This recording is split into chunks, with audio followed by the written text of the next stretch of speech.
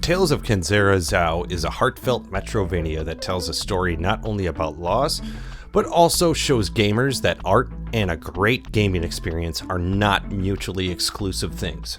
Hello there, it's the Dove here to tell you all about Tales of Kenzera Zhao by Surgent Studios. Quick history about Surgent Studios, the developers. If you have ever played the Assassin's Creed Origin game, then you may recognize the voice of the main character, Bayek. That's Abubakar Salim, and apologies for any mispronunciations.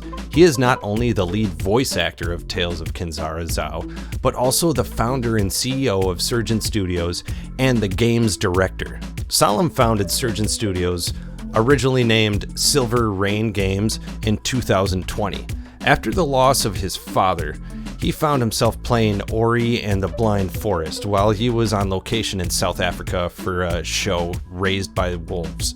Amidst his gaming, Salim had a revelation. He said, and I quote, "It was that moment where I was like, this is how I want to tell this experience." End of quote. Over 3 years of hard work from Salim and his team at Surgent Studios, and we have Tales of Kenzera Zhao. Let's dive into the gameplay right off the bat. I enjoyed the controls of this game, with just a few issues here and there. They have a standard Metroidvania set, double jumps and air dashes, wall jumps, etc. What I enjoyed most about the controls was the seamless switching between the close and ranged combat. It took a bit of getting used to, but once you manage it, it's a whole lot of fun to string together various screen clearing combos. You switch between the sun stance, which is the close combat that can turn your enemies into ashes, and the moon stance, which is your ranged attack and can freeze enemies where they stand or fly. Not only is it a lot of fun to switch between the two stances mid-combat, but the visual effects that it adds to the scene is pretty remarkable. I had one issue with the controls kind of freezing my player in his place when I was charging and aiming, but they patched that out of the game completely, so good job by Surgent Studios. I really enjoyed the combat. I never really felt too restrained by the controls, other than that one issue that they patched out completely. I couldn't ask for much more out of combat, except for maybe a few more challenging areas. And this is not a flex, I suck, especially at Metroidvanias, but this is not going to be the most challenging title in the genre. Having said that, the boss battles give a nice variety in attacks. It doesn't feel like you're just fighting a jacked up version of the last boss with a bigger hit bar. Each boss has a distinct moveset or attack, or it just doesn't play like a boss battle at all, which honestly is very refreshing. There's also a good variation of enemy attacks. While the overall total enemies may not be as plentiful as other titles, the ones they have change up their attacks well. Perhaps a few different enemies could have added to the overall challenge of the game a bit, but I don't think it hurt the game at all. The platforming was extremely reactive. My biggest issue with some titles in this genre is when your character just slips off the edge for no reason. In Tales of Kenzera, I don't believe that happened once. The controls and character response are extremely tight. There are some real challenges or trials in the game that will take a fair amount of precision to pull off. Those challenges are there if you want them, however. There is never an extremely difficult platforming part that prevents you from progressing the main story. And I am no Metroidvania expert by any means, but I didn't feel this was the most challenging game in the genre. I also don't think that every game needs to have a difficulty level of a Hollow Knight or any random frustrating Souls-like game. There are some games that are just fun to play, and Tales of Kenzera is one of those titles. The atmosphere this game creates is a great one, and there are multiple levels that highlight the artistic skill of the development team. The deep, dark caves are illuminated with a bright, piercing purple. The deep jungle levels give a dark, mysterious vibe filled to the brim with gorgeous shades of green, and the skyline in multiple levels is something to be seen. Some games just understand making a gorgeous setting, and Tales of Kenzera gets it. Those beautiful scenes are highlighted by a great soundtrack. There is a distinct mix from traditional to modern-day African music, according to Salim. In an interview with NPR, Salim mentioned his initial mentality for the soundtrack.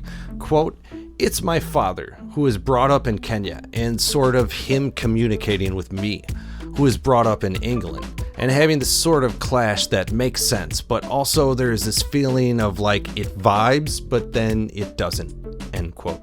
I am far from an expert in African music, outside of Toto, but the soundtrack fits perfectly in with the setting and the overall story. Sometimes you want to turn a game's music down or even off, but the extra layer of immersion that the music in Tales of Kenzera Zao creates makes the journey a lot more enjoyable.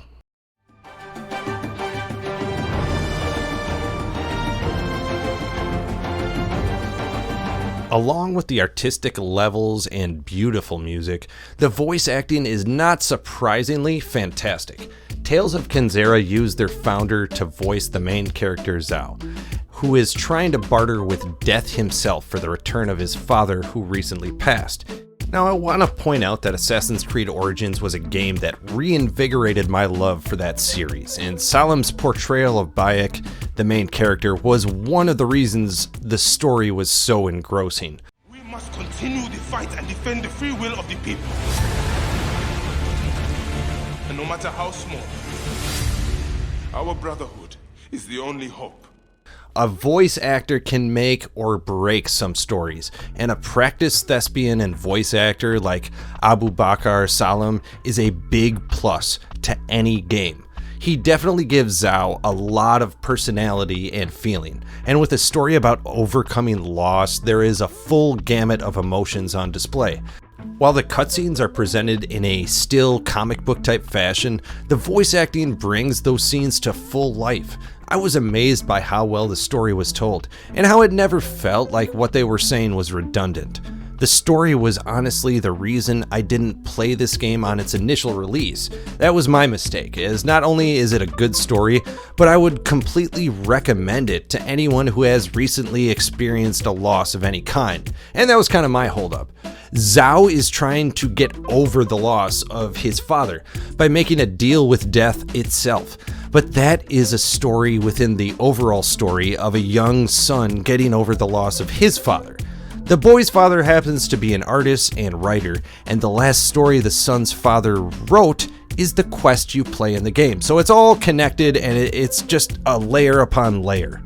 All those connections help illustrate how we can take something away from a story like this.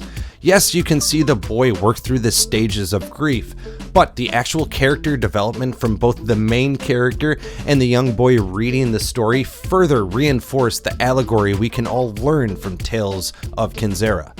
Although I think the story brought another dimension to the title, you can actually skip past the entire thing if you aren't in that kind of mood. So if you're just looking for a fun and quick metroidvania, you can have that without the story. Again, I think it's worth the ride though. The story is never too heavy-handed with its content, and the voice acting makes the tale very enjoyable. The biggest complaint I have about the game is just that I wanted more. Probably the best problem for a title to have. The average play times can range from 8 to 15 hours, so this game falls under that short and sweet category. I was able to play this game as a benefit of my PlayStation Plus membership, but full price, this game is under $30. I would have gladly spent full price on this Metroidvania, but if you need to have a 30 plus hour of game time title, then this might be too short for you. If you are interested, or you're like me and already played the game and really enjoyed it, don't fret. Abubakar Salim said in an interview with Screen Rant, quote, "The Tales of Kenzera franchise and universe I have a massive plan for, and I want to do multiple games, films, stories, and tell them with that same sort of heart.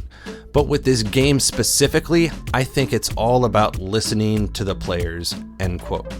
I very much enjoyed my playtime in Kenzera and cannot wait for the next title in this universe. While I would love to play a similar game or just a sequel, I would also very much like to see what else the team at Surgent Studios can create in the same universe. But let's get a sequel on the books first. Like I said earlier, this game's difficulty is not going to revolutionize the genre, but I'm totally fine with that. Tales of Kenzera is a solid metroidvania with one of the most heartfelt and deep stories, not only of its genre, but in recent gaming. The voice acting propels the story to another level and makes this journey one heck of a ride. Check out Tales of Kenzera Zao, available on PC, Switch, the Xbox Series, and PlayStation 5. Folks, if you enjoyed this, don't forget to hit the like button and subscribe if you'd like more content like this. For even more content, go to twohatsandabeard.com or check out our YouTube page. Until next time, this is the Dove.